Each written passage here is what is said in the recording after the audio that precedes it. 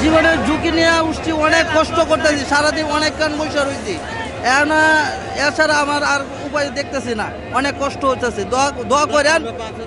দোয়া করেন যেন হ্যাঁ আল্লাহ তাআলা যেন সুষ্ঠুভাবে নিয়ে যায়। ছাদে উঠতেছি জীবনের রিস্ক নিয়ে, কিন্তু ছাদের দরজাটা খুলতে আসে না। মানে এটা কি করতেছে ট্রেন কর্তৃপক্ষ? সাধু উঠতেছে বাসায় যাওয়ার জন্য,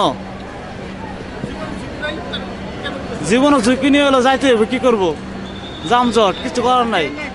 লোকজন অনেক বেশি, কিছু করার নাই ভাই, যেতেই হবে। তারপরে ট্রেনে আরোহণ করুন, অবস্থান করবে।